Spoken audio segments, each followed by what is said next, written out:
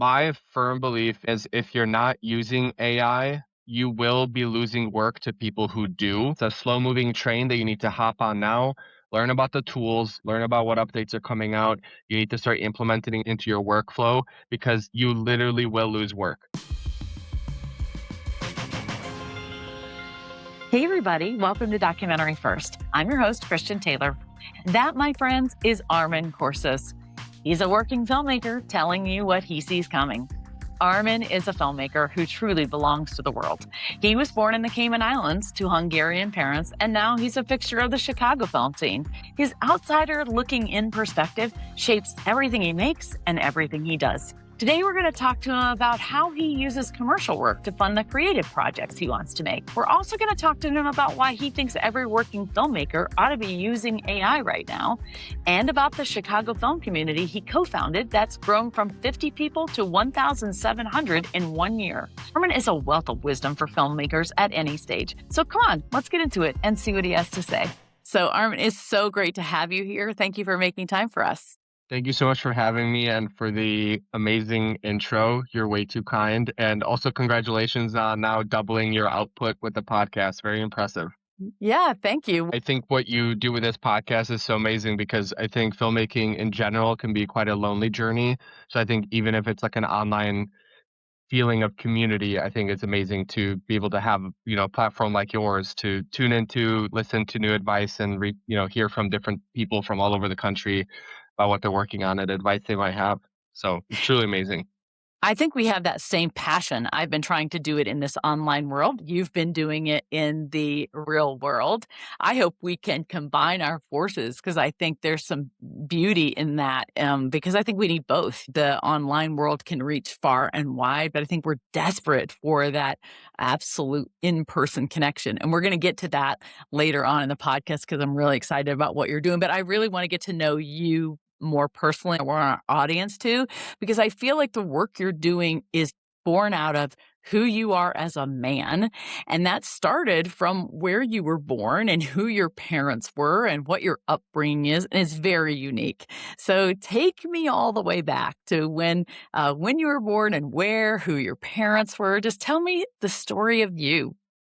Yeah. So I had a very unique upbringing, and I like to say that no matter which direction I'm flying, always going home. I was mostly grew up in the United States, but I was randomly born in the Cayman Islands. I was not a vacation baby. My parents actually lived there for a decade, and my parents both were from the same hometown of Kalocha in Hungary. Grew up there, and then they got married there. And my mom works with children with cerebral palsy, and she got a job in the Cayman Islands, which at the time, coming from Hungary, they literally didn't even know where it was on the map. I mean, Hmm. especially in Europe, people don't really know the Cayman Islands, especially in Hungary. And they moved there, they ended up staying for 10 years. My brother and I were born there. We moved back to Hungary. And then in 2005, we moved to the US into the Chicago suburbs. And then I went to middle school here, high school here, and college in Chicago. I moved here. I didn't speak any English. I was 7 years old, and then very quickly learned English. And then actually was one of my strongest subjects in school, in high school, and then later in college. And I think my love for storytelling really was inspired by my father. He is an oil painter. He's an artist, and I always grew up around him painting, and of course taking reference photographs for his paintings that he wanted to paint. And so I was always around cameras in some capacity, and we did a lot of very low budget, very long trips. Like in high school, actually it was in middle school, we did an 80-day long, 12,000-mile road trip all through Wow. the US. If you draw basically a triangle from Chicago all the way up to Vancouver, down to the Mexican border and back was basically the route that we took over 80 days. It was the very first day of summer break until the very last day of summer break, and then we went right back to school. Wow. We camped, tent camped for 80 days. Didn't stay in a hotel once. Had beautiful weather. Went to all the national parks, and I really enjoyed documenting those trips and taking photographs. And then later, I would start doing videos. And then in high school, I started making these recap videos for these trips, and I really loved capturing them. And even on our other trips, I would write like blogs. You could do like a WordPress blog for free, and like the hosting was free. And I would just like to type away and really write about our trips and document the stories. And I realized like originally I wanted to be a marine biologist. I was never good at biology or science and stuff like that, but I loved animals. I loved the ocean. And I was trying to think what I wanted to do. And I think by like junior year of high school, I figured out like I want to be a filmmaker. I want to go to film school, and Columbia College was a great option for me. And I wanted to stay local to Chicago. So that's basically up to speed on where I went to school and how we wound up in the U.S. That is the fast version, but what an exciting childhood. Your parents just seem so brilliant and just curious people, which I think curious people make phenomenal storytellers. I would love to meet your parents. But, I want to go back. You said your parents didn't have any idea where the Cayman Islands were. So, can you put them on the map for us? Because your film talks a lot about the Cayman Islands. Where are they? So they're about 100 miles south of Cuba, and it's actually British overseas territory. So it's similar relationship to like Puerto Rico's relationship to the U.S. The difference is the Cayman Islands has its own government, but it's under like crown rule. Like the governing is still a little bit closer associated to England than Puerto Rico is to the U.S., but kind of similar relationship. They do drive on the other side. Very small island. It's a group of 3 islands. People typically vacation in Grand Cayman, which is now about 100,000 people. And then my film that I shot takes place on Cayman Brac, which is about 2,000 people. And then there's Little Cayman, which is one of like the top 3 diving spots on the planet. And there's about I think less than 200 people live there full time. So Oh, very wow. small island, no facilities, no nothing. If you want to be off the map and not be close to anybody, then that's where you should move. Now, do you remember well, growing up there? Because it sounds like you were only 7 when you left. I actually moved away from the Cayman Islands when I was 2, and then we moved back to Okay. Hungary for a few years. So I don't remember anything at all. Luckily, my parents still stay in touch with a lot of family friends who had kids about our age, and then now we're, rekindling our friendships and staying in touch with everybody. So a lot of family friends in the Cayman Islands still. Then how did growing up in Hungary shape you? It was a beautiful upbringing. My parents built a house there, and I think it was a really tough decision to leave Hungary, but already over 20 years ago, it was already a tough economic situation, and my parents really wanted the best upbringing for us. I think one of the key things was they wanted us to speak English without an accent, and they're able to give that to my brother and I. I think it's one of the most important things that we were ever given. The way I like to describe Hungary is it's a beautiful country, but the ceiling is significantly lower than the U.S. Like if you think in terms of entertainment advertising, like the U.S. is really the center one of the centers of the world that people really look up to, especially in film. And the ceiling in Hungary is significantly lower. It's a country of 10 million people. So even if you're the very, very best at something, I mean, there's a low ceiling that you're going to hit pretty quickly. And not many people speak Hungarian globally. It's completely a unique language. It's not a romance language. It's completely unique. It's not related to Italian, French, anything. It's a unique language. So my parents are adamant about us learning English and wanted to give us the best opportunity by moving to the US. Tell me about the values you grew up with, because I sense that you care about people and you care about the planet and you care about animals and you care about quality of life and real connection with people. That's deep seated, genuine authenticity. Talk to me about the values your parents raised you with. Where did that come from? I think my parents just raised us to be very caring people. Like I think the whole like you treat others how you want to be treated. I think being a good person, doing good work and treating people well, I think is just in general great life advice. And I was really lucky that my parents from the very beginning were extremely supportive of me pursuing art. I don't take it for granted because I know a lot of people with their parents, especially when they're younger, it is an uphill battle to really convince them like hey, instead of taking a steady, secure career, I'm going to pursue the arts, which is the very opposite sometimes. And I didn't take it for granted. My dad gave me one advice when picking my concentration in college. He said, don't go to school to be a photographer. And it's going to be really hard and you need to work your ass off, but you can do it. I think that realistic advice is really important because if you're giving people like these grandiose this image of like what film can be and like it's going to be easy, I would say that's completely wrong. I think film is extremely hard, but the saying that if you like what you do, you're never going to work a day in your life. Yeah, Yeah. 100%. And it seems to me, please correct me if I'm wrong, but your parents themselves were not after money as their goal. Your mother seemed to genuinely care about helping people. Your father did care about the arts and beautiful things and sharing those beautiful things with the world. So their value system did seem to be rooted in something different than making money, but at the same time, they also valued experiences clearly. If they're giving you an 80-day trip across the world and showing you how to embrace that kind of life, but but with a very simple way of living. Is that right?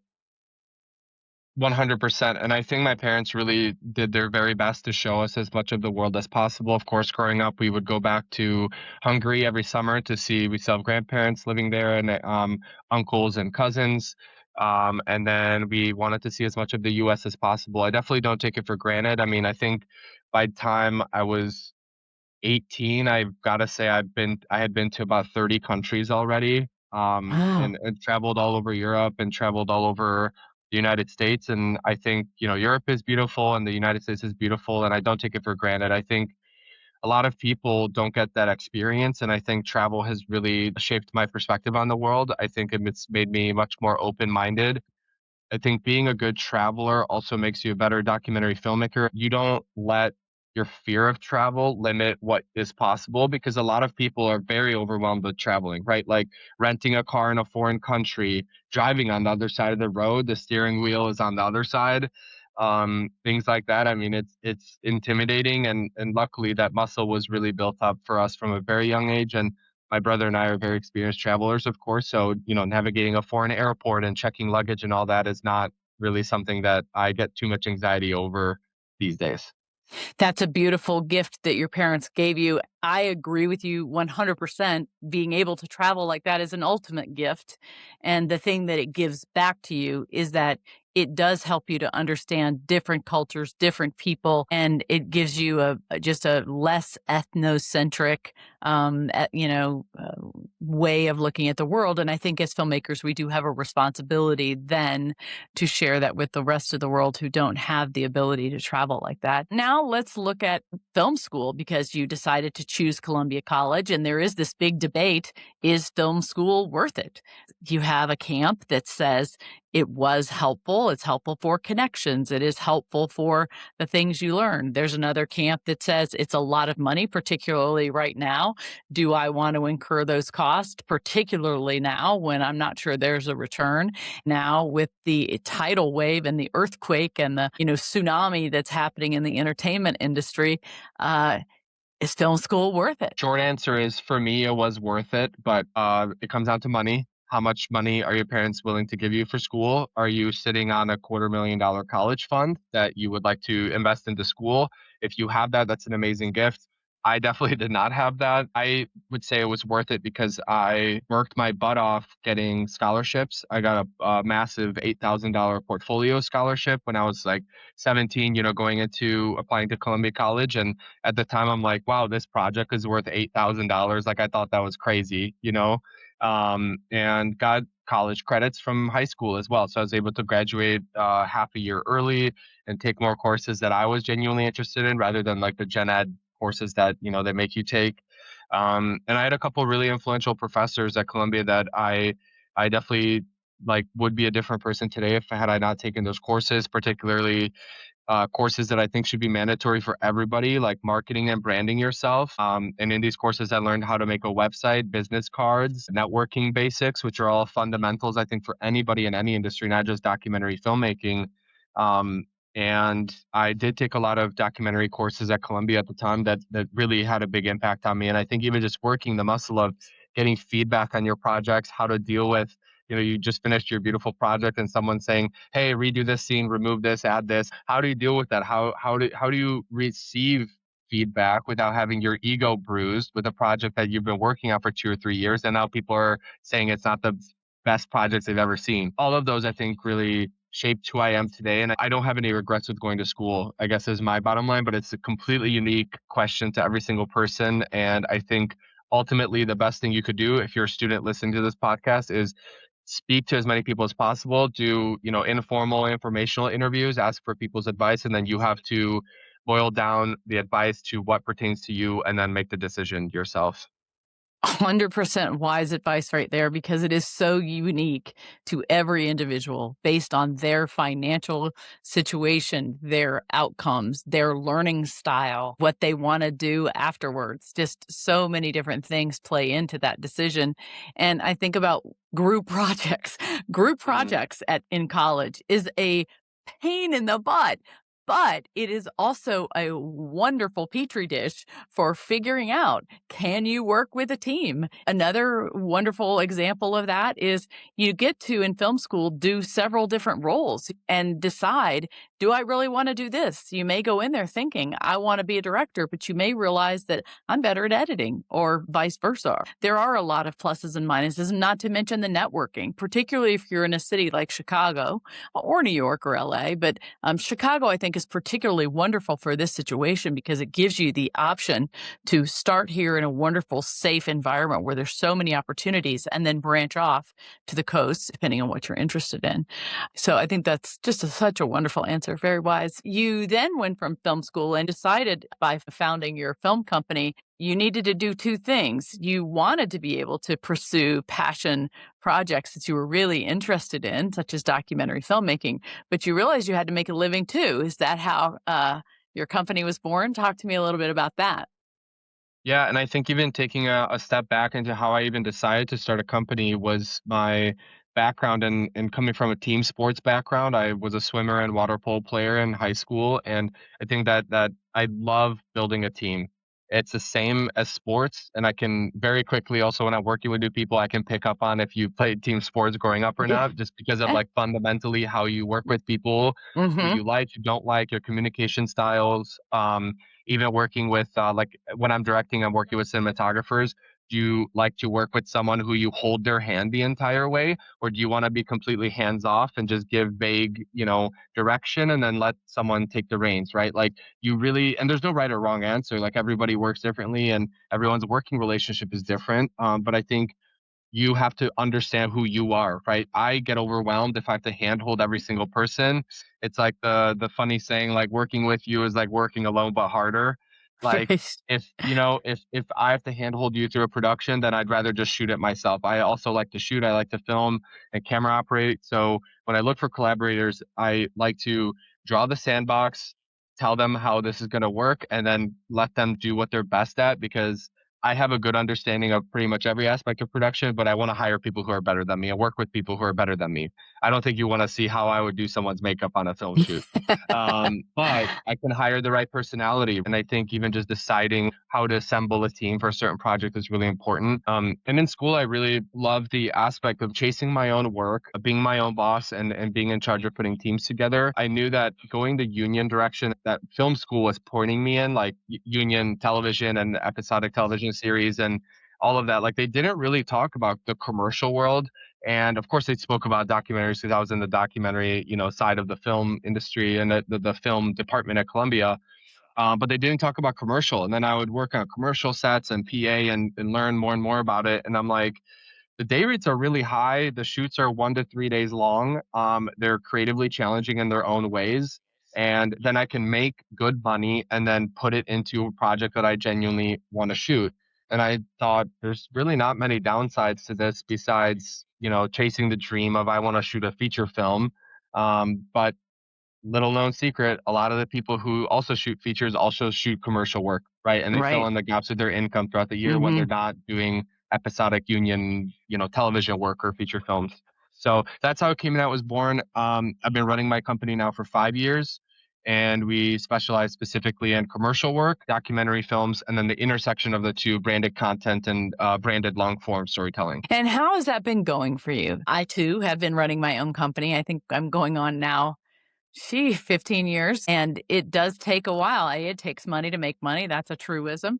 B, it takes at least 5 years to become profitable. You do have to market yourself continually. It isn't easy, particularly to be in your left brain running a company and then in your right brain trying to be a creative person doing creative endeavors. How are you finding this going for you? I think you have to figure out what you're good at, put your energy into that, and if you don't like to do something, then hire out or find different people who are better at that skill. So I love talking to people. I love networking. I think when I get on a call, I can pretty much I can sell a project. I can book a project. The outreach is very time consuming. And that was something I think when I first started out, I underestimated how much consistent outreach you have to do to make sure that your acquisition is keeps coming in, right? Like you need to keep clients You have coming to in have a and rainmaker. There is no question about that. yes, yeah. Like you, even when you don't feel like it, you have to do it. But it's been an amazing journey. I would never trade it for anything. And I think being able to control like what projects I take and working with so many different talented people, it's been an amazing journey. It was really funny that I graduated college during COVID and then I started my company basically on the back end of COVID. And then now we're dealing with the AI wave. So it's like one after the other. But I think you just have to ride it out and really be flexible and adaptable. And I don't think the complaining will get you anywhere. I think keeping on top of everything and really understanding the new tools that are at your disposal and taking advantage of them and using it to your advantage as much as possible. Great advice. Talk to me about your the project that you were most excited about. What are you most proud of in your commercial work? We shot a motorcycle commercial for a motorcycle rental company out in Colorado, and they gave us very little money but full creative control. So I said, "Hey, it's basically a paid passion project that we can shoot over 3 days." And you're able to shoot on Independence Pass, which is between Twin Lakes and Aspen, one of the most beautiful roads in the whole country. It's like closed most of the year because of the snow and how high the altitude is. But that was just such a beautiful project because filming in places where the scenery is beautiful every direction you point a camera, I don't take it for granted. That was just such a fun project. The client absolutely loved the project, and it still is one of the main capstone portfolio pieces that we have on our site. Talk to me about what the hardest one was. What was the most challenging one you've shot? We were working with a tech company that was launching. It's still on our site, I believe. It's a company called Protege. It's basically uh, industry professionals in the music industry could evaluate digital auditions. It's basically like America's Got Talent or The Voice, but it's like for a digital platform. And they came to us, and we had to turn the project around from like concept to finishing it. I think within 5 days because they were launching and they needed a video for their homepage. And I mean, we were able to pull it off. Like, I think in those moments, you need to find, again, the right crew, right personalities, get everybody up on the same page, make sure you're not like weighed down by too much stuff, and really get a good storyboard and stick to your, plan and really shoot it. And because we had such a good plan going into it, the edit came together really easily and then we were able to launch it on time. So I'm really proud when the team works together on meeting deadlines like that. Some projects take 6 weeks to finish or 3 weeks or whatever. I mean, 5 days is pretty insane, and that was before AI too. That was like before the whole AI wave, so everything was Wow. still completely manual. Speaking of AI, how that's changed for you and how you've integrated it into your work. So it's a great question. I know people are probably super tired of talking about AI and AI this, AI that. My firm belief in AI is if you're not using AI, you will be losing work to people who do. I think it's just a fact of life. I think it's a slow moving train that you need to hop on now, learn about the tools, learn about what updates are coming out. You need to start implementing it into your workflow because you literally will lose work. I've seen it firsthand. If you can increase your output, your outreach, network better, email better, and stay on top of your communication. All of that are the fundamentals and the foundation of a business. Then you're simply going to increase the amount of luck that comes your way, right? Like the harder you work, the more you put yourself out there, the more likely you are to succeed. The way I'm using AI is really minimizing the amount of time I spend doing the repetitive, annoying tasks such as uh, all the documentation that goes with a shoot. Okay. Independent contractor agreements, location releases, non-disclosures, general non-disclosure, talent releases, call sheets, invoicing. All of that is just PDFs and paperwork. All of this we're working on automating all of this on the back end, because if you can take your pre-production time from, let's say, 20 hours of manually emailing all these documents back and forth, you forget to attach something, this producer didn't get that document, so on and so forth.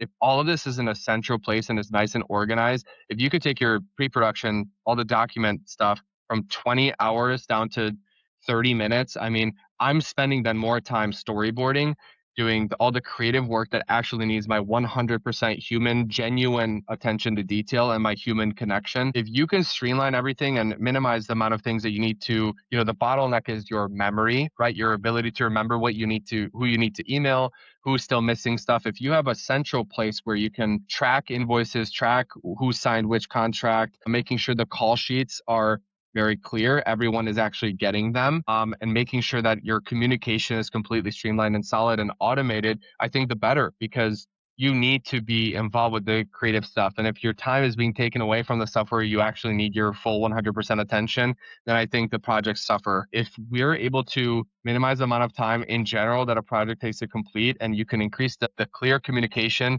between pre-production, the production team, and then on to post-production, whether it's a commercial or a documentary film project, then you can take on more work, you can make more money and be more profitable. So that's how I'm using AI. I also think, like, if you can create, everyone's talking about image generation and video generation with AI. I think if you use that as a tool to communicate your concepts better and communicate it to your production team, like, hey, we're going for this shot. Here's like a pre-viz essentially of the shoot that we're doing. I think it's great. I use image generation for pitch decks all the time. We did this for the Cayman Brac film, which we'll talk about soon. I generated a bunch of images of the island that look completely believable and had to put them in a pitch deck that I need to put together quicker. If I'm able to send 40 pitches to 40 different companies rather than like 8, then you're increasing the likeliness of getting funded and getting out there and really staying in touch with the right people. So I see no disadvantages to it. Yeah. How are you using AI? I have believed from the beginning that if you don't learn how to ride the wave, the undertow will take you under. You have to adapt or die. So I've been trying to figure that out, which one is the most useful.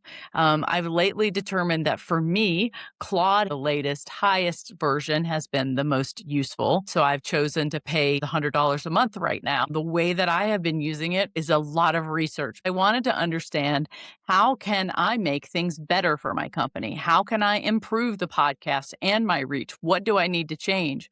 It's helping me do things that would take me hours and hours and hours to go through all that stuff manually. The one thing that I continuously have to do is check everything all the time. It doesn't matter what AI it is, and I'm constantly having to rewrite a ton of stuff. The important thing to do in the very beginning is to set it up how you want it to talk to you. The instructions when you set up your AI in the beginning are crucial. And then using the project folders for each project you manage and the specific instructions for that project, understanding how to use the tools you have and knowing how to ask the questions or the commands that you give it are also really important. So you can't just use AI, but you have to use it intelligently and to understand what the problems with it are and be constantly reading up on what's changing. It's a lot to keep up with. Yeah, I mean, right now I'm spending like I'm setting aside 15 to 20 minutes every single night to watch a new tutorial on new features coming out. I also use Claude, but I think like keeping up with all the updates is super important. And I think you hit on a really key thing, Christian, is your input still matters, right? Because you can't just tell AI like, hey, write me a 100-page feature film script about a boy, a girl, a dog in Florida. Okay. Like, it's not going to come up with good original ideas. It's similar to physical training, right? If you get a trainer, if you're not willing to put the work in, you're not going to see any results. You need to change your diet. You need to work hard. It's the same thing here.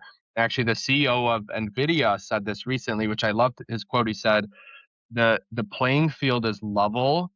The differentiator between who's successful and who's not in the future is who has the best original ideas. Because now there's no gatekeeping of knowledge. I don't, unfortunately, for the coders, I don't need to know how to code. I don't need to know how to custom make a website. I don't need to know how to make an app. If I have an idea and I have a problem that I need a solution for, I can literally make it tomorrow, and the playing field is level. And it's the same thing here, where I do the same thing. I was speaking at DePaul University to some students. I had a presentation, And as I was reworking it, all of them were my ideas. And I said, let's restructure so the flow makes sense. So we Yeah. started with pre-existing beliefs maybe the students have, then like tools and takeaways, the truths of what I found, and then like a nice summary and at a really good flow instead of jumping around back and forth through the presentation where it's like, hey, it might be a little overwhelming to bounce all around. But it's recycling and kind of redoing what my original ideas were. It's the same thing with another practical example of this is we submitted Brac to 19 different festivals. When a festival says, hey, can you give me a 150 character long summary of your film? Okay, well, if I had a 200 character summary, then how am I going to rewrite this but not lose the essence of what the film is? So I wrote out all the log lines, the summary, everything manually. And I said, hey, rewrite this for this length or this character count or whatever. And then you're not just agonizing over, hey, am I still capturing the essence of the summary of my film when I'm submitting to festivals? It completely does. And it rewrites it in my language. And it's, you can apply to more Yeah. festivals quicker. I had to pay a publicist to do that sort of stuff when I was doing The Girl Who Wore Freedom. And I was applying to 200 film festivals and all this other stuff. And it cost me so much money and time because everything had different parameters and word lengths. Another practical application is I filmed Heroes of Keraton in 2022 and 2023 and haven't been able to raise the finishing funds. Recently, I had to give an annual update to my fiscal sponsor, and I needed to give them a summary of where we were. And in the middle of that, I thought, it's been a really long time since I've gone over all the information. And I thought, wait a minute, I have AI now. So I took all of the summaries, like all of the transcripts of all the interviews that we did, and I put them in Claude and I asked them to summarize them for me. Then I realized after they did that successfully and summarized them, I was like, oh yeah, I remember all of this. Then I found all of this stuff that I had scanned in the 101st Airborne Division Museum. So much stuff that it would have taken me months to read it all. And I uploaded it into Claude and I asked it to summarize each thing. And then I said, show me the connections between all of these. This was a perfect case example for how it saved me hours. I put in my outline for what I had already done and all I'd already written. All the work was mine. All the work was mine, but I needed somehow to synthesize all of that and summarize all the stuff and have a back and forth with somebody. And that's how I used it. So that's the sort of stuff it's good for, but you have to know how to use the tool. 100%. I think especially for summaries, like I'm ideating all the time. I'll talk to it for 10 minutes. Hey, can you summarize what I said in bullet points? Like stuff like that. It's so, so helpful for. Same with like I'm very active on LinkedIn, writing LinkedIn posts, boiling it down from certain things I posted or written about. Let's break this into separate posts and stuff. So if you can increase your output and really have good input is the first thing that's the number one thing that's so important. Then I think the output will also be significantly better. And one word of caution I tell people all the time, you must be the creative input. Otherwise, Claude has the creative IP. So you cannot have Claude or any other AI do the creative work for you. You must be the creator if you want the IP. So last word of advice on IP and Great AI. advice. Today's episode is brought to you by our friends over at Virgil Films. With over 25 years of distribution experience, Virgil has released such hits as Super Size Me and the Oscar-nominated Restrepo, along with a trove of indie treasures like Forks Over Knives, To Die For, 7 Yards, and Speed is Expensive. Now, you can find all of those films along with the entire Virgil catalog on any transactional platform out there like Amazon, Apple TV, YouTube, Tubi, and the rest. Are you a filmmaker and you're having trouble with distribution? Talk to Virgil. They work with every major platform directly, and they offer a variety of deals that fit with every filmmaker's needs, from standard distribution to service deals. They do it all. And they don't just distribute films, they elevate them. Truthfully, they're just really good people to work with.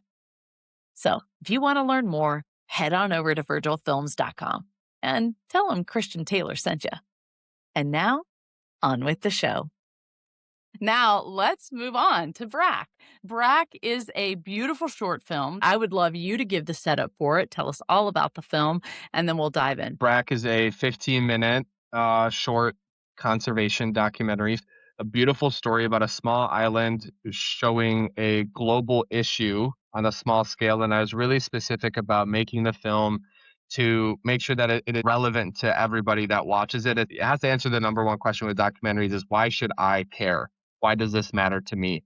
The film explores the intersection of land rights and land management, how humans have impacted the decline of the native brown booby bird on the island, and how rock climbers and the locals all intersect, and what the future of the island really is all about, and when should humans actually decide to step in and solve problems that we are responsible for causing in the first place. I think we packed as much story into this 15-minute film as we possibly could have, and super proud of how it came out. I could not have done it without my editor, Ethan Edmonds. This was our second collaboration. Last year with our 5-minute surfing film, we went to Mountain Film Festival with that, and we came back for another project to work on together. So came out beautifully, but way exceeded my expectations. The music is lovely. The footage is absolutely beautiful. Makes me want to go there and visit. What I enjoyed about this film was oftentimes in films that make us aware of problems where nature is concerned, you walk away feeling like a very yucky human and that this is all on my shoulders. There's nothing I can do anyway. Now I just feel guilty. And there's just a lot of hopelessness. I didn't feel that way when I was watching your film. I felt inspired. I cared about the situation here. What I did love is that there were people involved and they loved what was happening there. You brought the problem to the forefront and you let people discuss it. At the end, you basically were saying the people that live here have to decide what they want. And that's true for all of us. We have to decide, what do we want our world to be like? And you kind of just say, it's up to us. Before we go any further, I'd like to show you a moment from Armin's film and introduce you to these really special rare birds.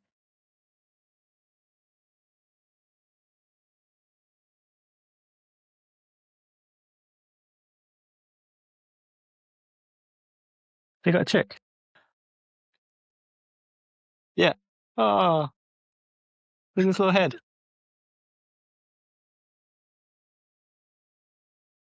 In the Cayman Islands, brown booby birds are unique to the Brac. The boobies do nest as a colony, and they will come back to the same areas.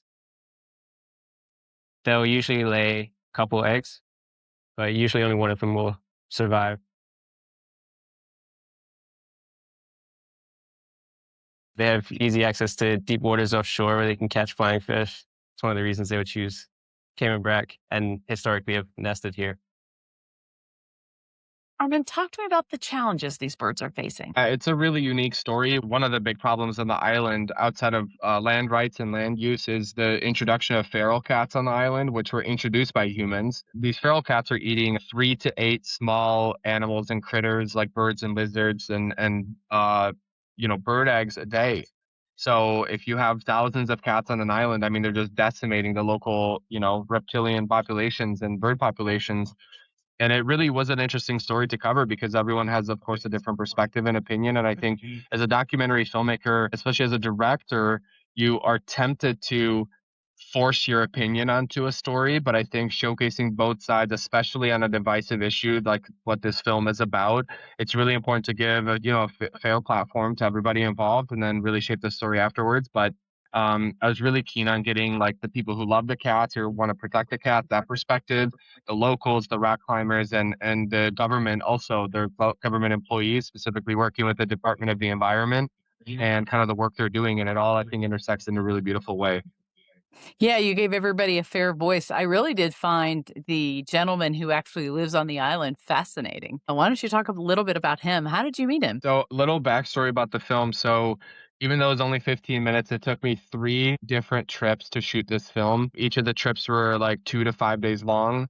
And by the third trip, I knew I had to get a local perspective. Like, I think a quick little side note is, especially when a film is taking months or years to shoot, you have to be reviewing footage. You have to be listening to the interviews and really like transcribing everything and seeing what you have and what you don't.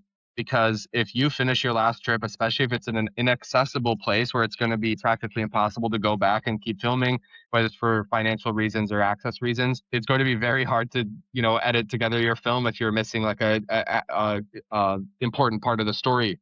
And the last one, I did it the old-fashioned way. Like I knew I had to get an older person who's a native on the island. And the plane that we take over from Grand Cayman to Cayman Brac is like 20 people. Okay, it's like a really small prop plane. The flight is like 20 minutes, and I was making small talk on people with people on the plane. And I said, I'm working on this project. I was born on Grand Cayman. That's really important to emphasize here is like people let their guard down when you tell them that you're at least born, in the Cayman Islands. And so I used that card and I said, I'm working on this project. I really am looking for different perspectives. And they said, go talk to Tennyson Scott. And multiple people said this to me, and I'm like, Tennyson Scott, like, I don't even know how to spell Tennyson. I've never even met anybody named Tennyson. And mind you, the island, like, they didn't give me an address. They didn't have street addresses or anything for like while my parents were still living there in the 90s, by the way. Like, it's literally they would draw maps on the envelope and say, deliver the mail, like, past the big tree on the right, past the gas station. Sounds And like so, same thing Mississippi, here. where I grew up. Yeah, I mean, same thing here. And I'm on the plane and they're like, Tennyson Scott is going to be a great person to interview. I don't have a phone number. I don't have an email. I don't have an address. I don't have anything about this man. And I'm like, okay, that was worth a shot. I'll just, whatever, try my best. And I'm driving through Spot Bay on one of my last days on the island. And there's two older gentlemen sitting in front of a house. And that man turned out to be Tennyson Scott. And I just happened to have my camera gear in the trunk. I had everything ready to go, tripod, lavalier microphone, and he luckily was a yapper. He loved to talk. Best case scenario for any documentary film interview, you're not like, having to squeeze every ounce of information out of somebody, begging for some crumbs. This guy was like, I mean, I interviewed him for over 90 minutes. I mean, I had to end it at the end because the light was changing so much, the sun was setting. And we went over everything. I mean, it was great to just make him talk. I think in those situations, like having a grasp of the story you're telling, the questions you need to have ready to go in your head or written down, whatever your format is, and just being ready to seize an opportunity. I mean, the fact that I was able to just find this guy sitting in front of his house that everyone was talking about is crazy. But I think it was one of the most important perspectives that we featured in the film because this is a guy who's approaching the age of 90 that has seen the island go through massive changes since he grew up. And I think it really added this unique perspective to the film that otherwise would have been, completely lost if I didn't get that interview. So I agree with you. And what I loved about what he said was, we can't fish. We can't do this. What are you talking about? I've done this my whole life. It's a problem that I fish. It's a problem that I catch this. It's a problem that I ate an egg. I mean, God gave us this to do these things. He's got a point. These things wouldn't be a problem if it was just the way it used to be, if it was just these people on the island, the way it was intended to be, just taking what we needed for ourselves. But life has changed those things since then. times have changed. Even when he was growing up, and in the film, I think under 30 nesting pairs of these brown booby birds. When he was growing up, it was tens of thousands of birds. So at Wow. the time, you pick up a couple eggs, and these are a little bit bigger than a chicken egg. These birds are, full grown. They're about a 6 foot wingspan. They're like between 2 and 8 pounds weight wise. These are pretty big birds. And I mean, picking up a few eggs at the time wasn't a big deal. Now, when you only have like 15 to 25 fledglings per season and you end up picking up a few eggs, that's a big problem, especially when their survival rate is so low, even if they do end up hatching. Very interesting perspective. And the film features somebody with a true Brac accent. The Bracker accent is super unique. He was very hard to understand at first, but I think it's something that AI can't replace. You can't fake that. You can't find anybody online with that accent. So it's super important to do that. And fun fact for you, by the way, and the listeners, is the intro and the outro narration was that's a really cool story too. That guy was also born on Cayman Brac. He is the former premier of the Cayman Islands. Premier is like the equivalent of like governor, basically, in the US. And I was flying back home at the very end of my third trip. Okay, so I didn't go back after this trip. And through some friends, I'm messaging people. I said, I really need someone to interview. And there's a guy who's a friend of a friend. My dad used to work in his bookstore back in the 90s. Okay. And he said, I can't do the narration. I have a Georgetown accent. I'm not a Bracker. Okay. And so there's differences even within Grand Cayman of the different dialects and accents. And so I said, okay, that's fine. He has a lovely golden voice, so it was a shame. But I said, know anybody I could do narration with. And I had the script written and everything. I was ready to go. He said, interviewed this guy, James Ryan. I reach out to him. He meets me in the airport parking lot in between my connection. I put my luggage in his trunk. I hop in his car. Okay, it's a small airport, so picture the parking lots right outside. Hop in his car. I grab my audio equipment. I have the script ready to go on my computer. We did 3 read-throughs, and I got the narration in the airport parking lot for the film. And it was so important. Again, That's it's just great. preparation. Like luck is my preparation meets opportunity. I said, hey, if you can you please meet me at like let's say 1:30 p.m. in the parking lot. I'll be there. He said, yes, no problem. But if I didn't have the script ready to go, my audio equipment was buried in some bag. It never would have happened. I actually recorded like quite a few different variations of the narration because I didn't know what version I wanted to use. But again, because the accents are so specific to the Cayman Islands and different regions of the Cayman Islands, I had to get people reading it with a Caymanian accent, with a Bracker accent. It can't be a British accent. It can't be an American accent, and it has to be specific. So there's little details like that sprinkled in the film that really make it true, authentic to detail. I think really polish up the film to what it became. Was it a poem at the beginning and the end, or did you just write that? Yeah, so it's written like a poem. I wanted it to be sort of like a reflection on the. I mean, the person I did the narration with, James Ryan, is also in 70s or 80s now, and it really is like an ode to like the changes in the Cayman Islands, but that we really do owe it to the island and where we grew up and our heritage and culture to really save and preserve what the island was and what it is today. You definitely have a beautiful touch for filmmaking, and I enjoyed it. Tell me what's happening with it. You submitted it to film festivals. How's it going? Yeah, so we submitted to, I believe, 19 festivals altogether. We just finished the film at the beginning of January, and we're just waiting to hear back from our festivals to see where we get in and where we don't. So All very right. exciting. Yeah, having a good festival run with it this year, hopefully. Good. Well, best of luck to you with that. Now, I want to shift gears. This exciting thing I've been talking about is called Filmmaker Friday that you started here in Chicago. It's all a buzz about what's happening. Tell me what this is. So, Filmmaker Friday is this event series that I co-founded with my friend Parker Foster. He started doing Filmmaker Friday events in New York City in tandem with our event series in Chicago. I wanted to create an event that I would want to attend myself and an event that I wish I had when I was starting out.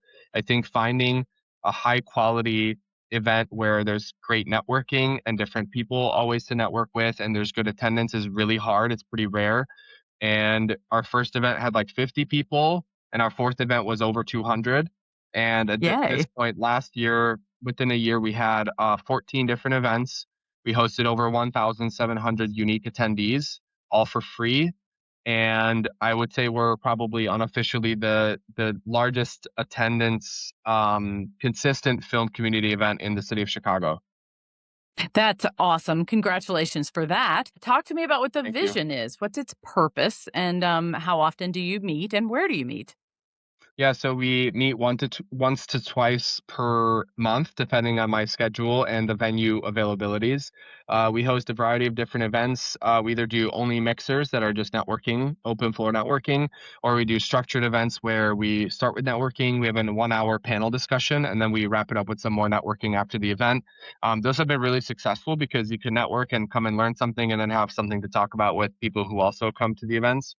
And really, the purpose of this event is to better connect the film community. I think, like I started at the beginning, I think filmmaking is a very lonely process at times. I think it seems very glamorous from the outside, but there's a lot of paperwork and busy work on the back end that can make it very lonely. And I think going out to network with your peers and connect with new people is really important, especially when you're in the thick of it. You're super busy. I think you have to keep planting those seeds and meeting new people because you never know when those are going to blossom and flourish into new opportunities in the future. So creating this consistent place for filmmakers to connect, I think, has been incredibly valuable for not just myself. Like I love attending the events too, but people that have attended ever since we started. As for venues, it's always at a different venue. We go to breweries, we go to film studios. We hosted 4 events at the Chicago Cultural Center last year, which is amazing. That was all in collaboration with the Chicago Film Commission. And really it just depends. We hosted a variety of different venues. It's never the same venue twice in a row. Have not been yet, but I really do look forward to getting there. Now, who have you invited? Who has spoken? Tell me about that. So we've hosted a variety of different topics for our panel discussions. We've covered documentary filmmakers, DPs, and producers and directors. We've had editors who have edited Netflix murder mystery series, for Netflix and HBO. We've had advertising creative professionals like creative directors and executive creative directors from big agencies in Chicago. As you guys know, Chicago's a big advertising city.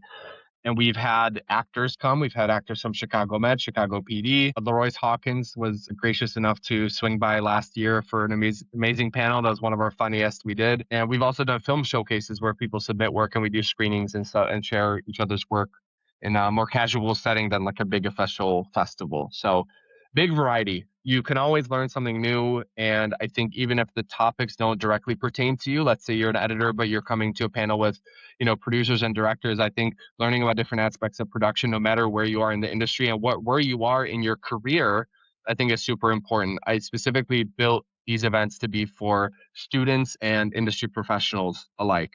So please join us Awesome. at the next one. Yeah. Yeah, I absolutely will be there. All right. We have a segment that is everyone's favorite called DocuView Deja Vu, where we talk about documentaries that people like to recommend. Are you prepared to share with us a documentary? Let me see. There's one that's unreleased that my friend is doing their festival run with. It's called Plant Life.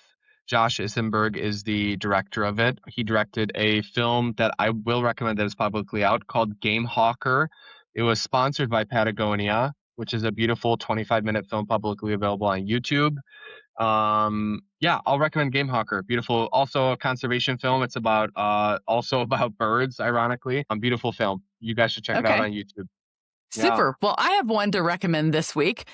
It's very interesting. And the reason I'm recommending it is because it solved an interesting problem that was unique. I had never would not have thought about how to solve a problem this way.